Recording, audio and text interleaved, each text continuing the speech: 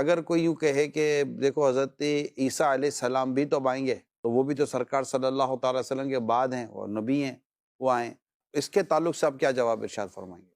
دیکھیں نبی پاک علیہ الصلاۃ والسلام کے بعد ان کو نبوت دی گئی یا نبی پاک علیہ الصلاۃ والسلام کے آنے سے پہلے ان کو نبوت دی گئی؟ پہلے دی گئی تھی۔ پہلے دی گئی، تو لہذا بعد والا تو ہے ہی نہیں اس کے اندر معاملہ۔ نبی پاک علیہ الصلاۃ والسلام کے بعد اگر کوئی پہلے والا نبی آتا ہے تو اس کو نئے سرے سے نبوت تھوڑی دی گئی۔ شب معراج کے اندر تو سارے نبی اپنے جسم مبارک کے ساتھ موجود تھے، جی ہاں، تو کیا وہ حضرت عیسیٰ علیہ السلام کی بھی تخصیص کیا؟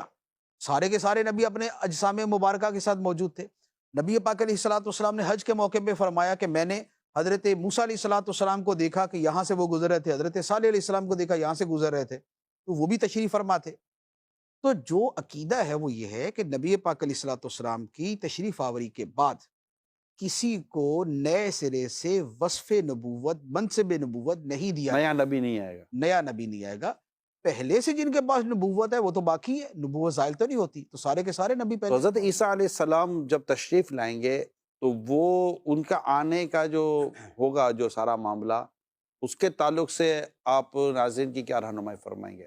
حضرت عیسیٰ علیہ الصلوۃ والسلام جب تشریف لائیں گے قیامت سے پہلے امام مہدی کی موجودگی میں، آپ دمشق کی جامع مسجد کے مشرقی کنارے پر اتریں گے۔ آپ جب آئیں گے تو یہ بات تو یقینی ہے کہ آپ اللہ کے نبی تھے، ہیں اور ہوں گے، ٹھیک، کیونکہ جسے نبوت دی جاتی ہے اسے کبھی واپس نہیں دی نہیں لی جاتی۔ جاتی۔ اللہ تعالیٰ نے کسی کی نبوت کو زائل نہیں کیا، ختم نہیں کیا، اور نہ اللہ تعالیٰ کرے گا۔ تو لہذا جب آپ تشریف لائیں گے تو آپ اللہ تعالیٰ کے نبی رسول ہوں گے، لیکن آپ دنیا میں آنے کے بعد جب آپ اس وقت تشریف لائیں گے، اس وقت آپ کی جو حیثیت ہے وہ بطور نبی کے ہوگی، یا یہ ہوگا کہ نبی ہوتے ہوئے وہ ہمارے نبی صلی اللہ علیہ وآلہ وسلم کے امتی کے طور پہ آئیں گے، واہ، آپ کی شریعت پر چلیں گے، آپ کی شریعت کی ترویج کریں گے، آپ کی شریعت کو بیان کریں گے، آپ کی شریعت کی طرف لوگوں کو بلائیں گے، آپ کی شریعت کے احکام نافذ کریں گے۔ تو جو حضرت عیسیٰ علیہ الصلوۃ والسلام کا آنا ہے وہ اپنی انجیل کے ساتھ نہیں ہوگا، وہ انجیل کے احکام جاری نہیں کریں گے، وہ انجیل کی شریعت بیان نہیں کریں گے، بلکہ نبی پاک علیہ الصلوۃ والسلام کے امت کے ایک امتی کے طور پہ تشریف لائیں گے، اور اسی دین اسلام کی شریعت، اسی کے احکام اور اسی کی ساری چیزوں کو بیان کریں گے۔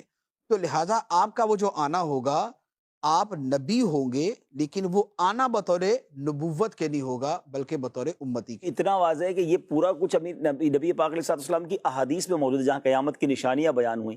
اور ایسا یہ جو جامع مسجد دمشق کی بات ہو رہی تھی، سب یہ جس وضاحت کے ساتھ نبی پاک علیہ السلام کی احادیث میں موجود ہے، تو ایسا لگتا ہے کہ ایک باقاعدہ ایک منظر ہے جو آنکھوں کے سامنے آ جاتا ہے کہ حضرت عیسیٰ علیہ السلام تشریف لائیں گے، فجر کا وقت ہوگا، اور پھر جس طرح وہ نماز ہوگی۔ سیری ہوگی مفتی صاحب، اس میں بھی لفظ ڈیٹیل ہے، سیری اس کا کے اندر استعمال ہے۔ جی، اس میں ڈیٹیل یوں ہے کہ حضرت عیسیٰ علیہ الصلوۃ والسلام دو فرشتوں کے بازوؤں کے سہارے پر تشریف لائیں گے، اچھا، اللہ اللہ، اور آپ کے مبارک زلفوں سے سر سے جو ہے وہ پانی کے قطرے ٹپک اتنی رہے ہیں۔ ڈیٹیل ہے، اتنی ڈیٹیل ہے حدیث میں، سبحان اللہ۔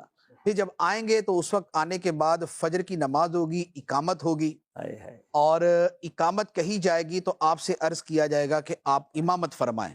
حضرت عیسیٰ علیہ الصلوۃ والسلام امام مہدی سے فرمائیں گے کہ آپ امامت کریں، اور مسلم شریف کے الفاظ ہیں کہ کیف انتم اذا نزل فیکم ابن مریم و امامکم منکم، لوگوں تمہاری کیسی شان ہوگی ہائے ہائے ہائے، کہ جب ابن مریم تمہارے درمیان نازل ہوں گے، اتریں گے، لیکن امام تمہارا ہوگا، اللہ اکبر، امام تم میں سے ہوگا، حالانکہ اللہ کے نبی ابن مریم موجود ہو۔ اللہ اکبر، تو یہ پوری تفصیل کے ساتھ یہ حدیث مبارک، سبحان، ایک بہت بالکل ہر واضح ہے۔ Crystal clear. اور یہ امامت بھی اسی وجہ سے، یعنی حضرت میں عیسیٰ یہی علیہ کہنے والا الصلوۃ تھا، والسلام جو ہے وہ امامت نہیں فرمائیں گے بلکہ امام یہ میسج، مہدی امامت کریں گے، اور حضرت عیسیٰ علیہ الصلوۃ والسلام پیچھے ہوں گے، وہ اسی میسج کو واضح کرنے کے لیے کہ اب آپ کی جو تشریف آوری ہے، یہ آپ کی تشریف آوری بطور اپنی نبوت کے نہیں ہے بلکہ بطور امتی کے۔